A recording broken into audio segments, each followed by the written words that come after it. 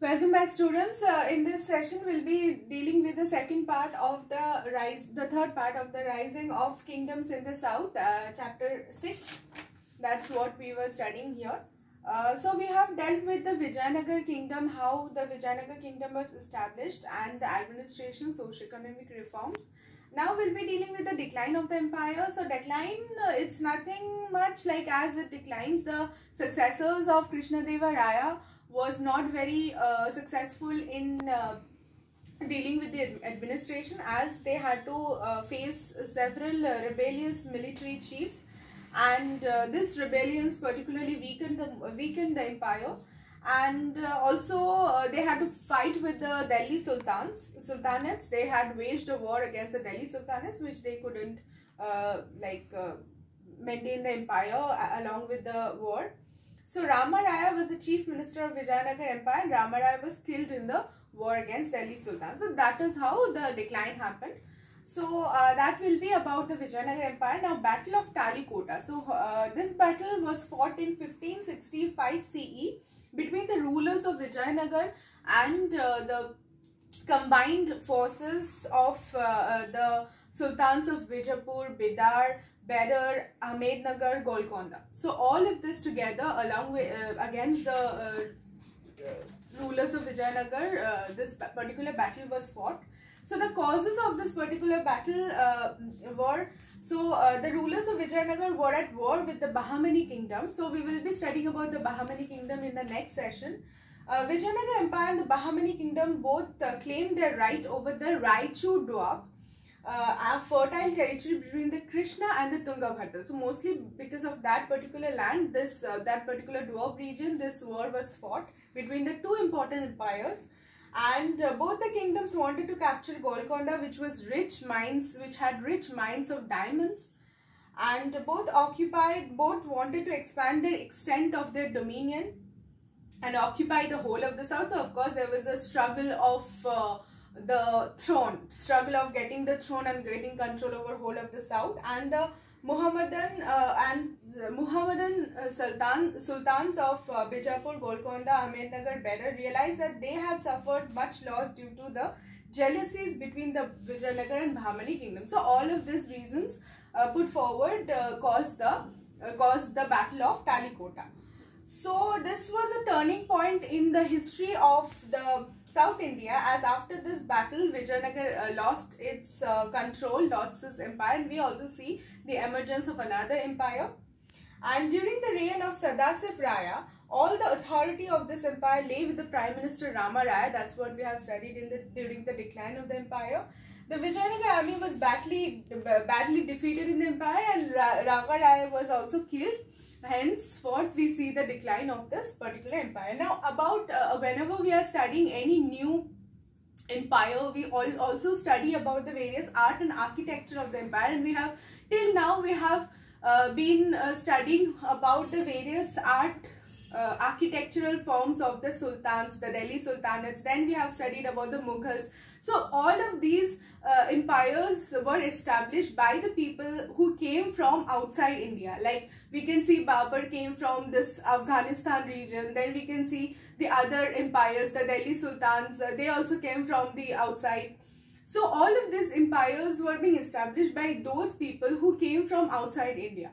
And we can see there was a Persian influence, there was a Greek influence, Persian influence in the various buildings and the building architecture. We can see the various new type of emergence of domes and various new types of curvatures which was given in the buildings. And during while studying the Mughal Empire, we have seen how Shah Jahan had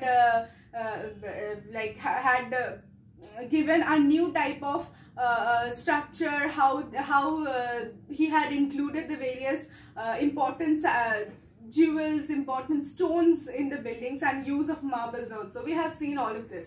But now we will be studying, since this was about we have also seen the influence of the Muslim kind of Islamic styles, like there was like inclusion of the various geometrical designs and floral designs that we have seen in Delhi Sultanate as well as in Mughal. Now we will be studying, since this was mostly, there was an emergence of Brahmanism. So we can see the various architectures which were there in the south region, which is quite different as compared to the North India. Like the architectural, the various, I hope you have seen pictures of the various temples. The temples of the south. The temples of the south are quite different as compared to temples of the north. The temples mostly have different type of architectural structures, different types of stories or various tales which have been engraved on the walls, and they have different type of structure. There is a whole gateway in front, then there is a passage, then have the like the passage where mostly the common people will be standing and offering their prayers, and there is a gate, another to the main hall, that is the Garbhagriha, where in the Garbhagriha you have the main idol or the main deity which have been placed in the Garbhagriha, and only few of the important priests could enter that place, not everybody. So there was a change in the structure, there was a change in the architectural designs and everything. So there were towering gateways, ornate pillars which were known as gopurams, and we have massive gopurams and spacious mandapas. Mandapas are those places where mostly the common people used to offer their prayers. So Vijayanagar is also known as the city of temples, and we can see a lot of temples. Like when we go to south, I hope if you have visited in the southern part of India, we can see a lot of temples, a lot of different there are cities which are often mostly the city of Madurai. Mostly if you visit Andhra, there are lots of temples. It's a and it is very different as compared to the temples which we have over here and mostly in the North India. So the Vijayanagar at that point of time was known as the city of temples, and because of the large number of temples over there, and some notable ones was the Virupaksha temple, the Virupaksha temple, Hazara Ram temple, the Vittal Lakshmi temple, and the Pampapati temple. So these are the important temples. So you have to remember the names of these temples. You should expect in-text questions. And these temples have massive gopurams and spacious mandapas. So the temples of Vellore, Kanchipuram, Madurai, and the temples of Srirangapatna and Rameshwaram are important examples of passion of the Vijayanagar rulers towards the architecture. But we can see there is a difference of architectural style. Now the Virupaksha temple was built in the 7th century, and the various architectural features of the Virupaksha temple have been mentioned over here. Mostly the main shrine of the temple, the hall in front of the main shrine of the temple was added by Krishnadeva Raya to mark his accession towards the throne. I told you the various curves, the various curvatures, the various tales have been engraved on the walls of the temples in order to show the accession to a throne or show the possessions of the various rulers. Now there is a difference also, like mostly in the temples of the south have the chariots. Mostly they are engraved. Either they have the big gateway and the big mandapas and the gopurams and the structures like temple-like structures, and they have the chariot-like structures. So it has been said that those chariots were used at that point of time. So we can see there is a difference in architecture now. So the chariot streets extended from the temple gopuram in a straight line and paved with the stone slabs of stone. So we can see the differences in the structure over here. The various other places like the Lotus Mahal or the Lotus Palace was one of the most beautiful, important as well as beautiful buildings in the Royal Centre. And the map drawn by Colonel Colin Mackenzie, the first Surveyor General of India, also suggests that there have been a council chamber where the king used to meet his advisors, and the architectural style of the temple is similar to the Indo-Islamic style of the architecture. There was now you can find a similarity between the Indo-Islamic style, but remember it was mostly it had mostly been based on the Indian style of architecture.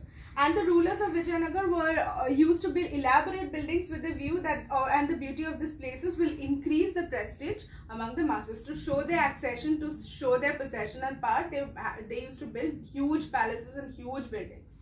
So Hampi was considered the capital city of the Vijayanagar Empire. It was situated at the banks of Tungabhadra river near the Bellary district of Karnataka.